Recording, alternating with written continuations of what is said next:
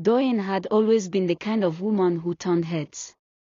With her flawless skin, enchanting smile, and a spirit that radiated warmth, she was the heartbeat of her social circle back in university.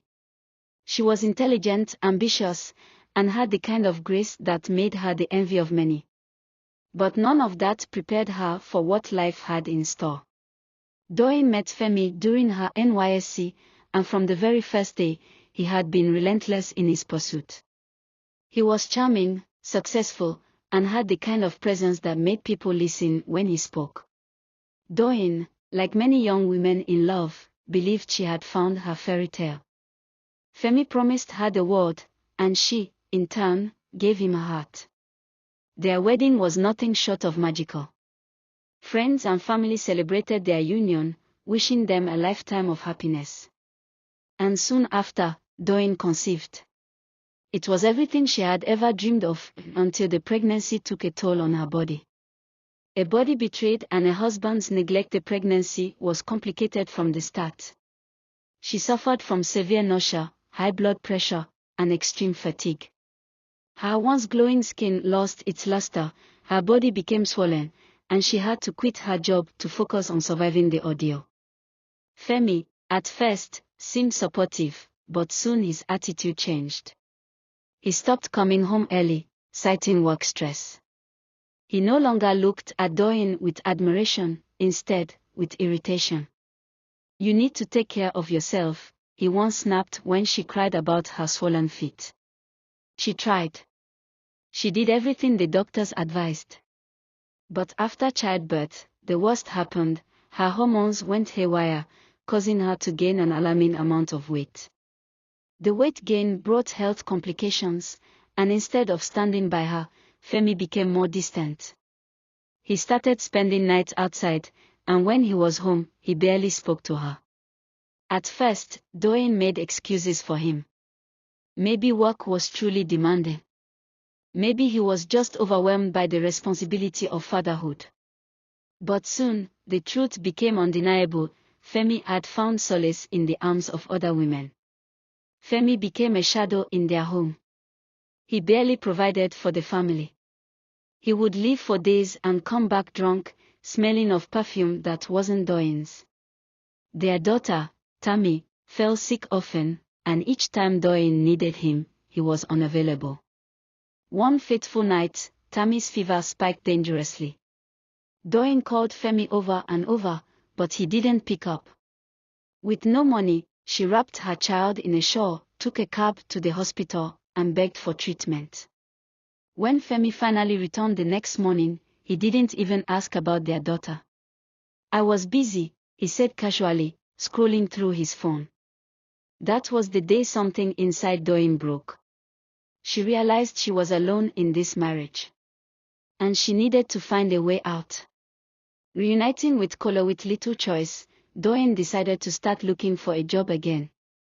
One afternoon, while shopping for groceries with the little money she had left, she ran into Kola, an old classmate from university. Kola had always admired Doyin from afar but never had the courage to approach her back then. Now, years later, he had transformed into a successful financial expert. Kola was stunned. The once radiant Doyin now looked tired and haggard, her eyes dull, her body wrapped in an oversized gown. "Doyin," he called out, his voice filled with concern. Doyin froze. She wasn't ready for anyone to see her like this, especially not Kola. But he smiled, easing her nervousness. He insisted on paying for her groceries and walked her to her car, where they exchanged numbers. Kola tried to stay in touch, but Doyin was hesitant. She barely responded to his calls or messages, afraid of what Femi would say if he found out. She was also ashamed of what she had become.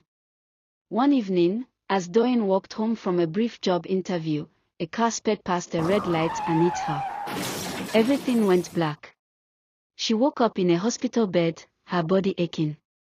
Days passed, and still, Femi never showed up. The nurses whispered about how her husband hadn't even called to check on her. Doyin wept. The man she had given everything to didn't care whether she lived or died.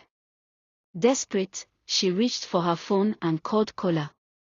He arrived at the hospital in less than an hour, visibly shaken. "What happened to you, Doyin?" he whispered, his voice filled with pain. For the first time, she told him everything: her pregnancy struggles, Femi's neglect, his affairs, her financial difficulties, and her silent suffering. Kola was livid. He couldn't understand how Femi could throw away such a beautiful soul. A love rekindled and a battle for freedom. Kola stayed by Doyin's side, making sure she got the best care.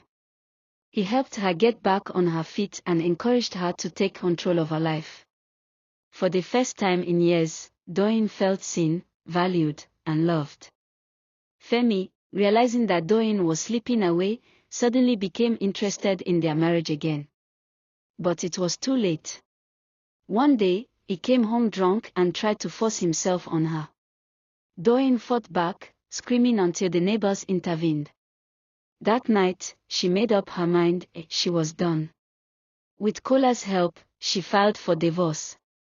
The process wasn't easy, and Femi fought to keep her under his control, but Doyin was determined. She started a business, lost some weight, and regained her confidence. When the divorce was finalized, she walked out of the court with her head held high, her daughter in her arms, and Kola by her side. Months later, Femi's reckless lifestyle caught up with him. The same women he had chased turned on him. He lost his job, fell into debt, and became a shadow of his former self. Meanwhile, Doyin flourished. She and Kola built a life together, proving that love, real love, wasn't about appearance or convenience, but about loyalty, kindness, and mutual respect. And so, Doyin found her happily ever after, not in the fairy tale she once envisioned, but in a love that had stood the test of time, pain, and betrayal. Thank you for watching to the end of this video. Please like, share and subscribe for more amazing stories like this.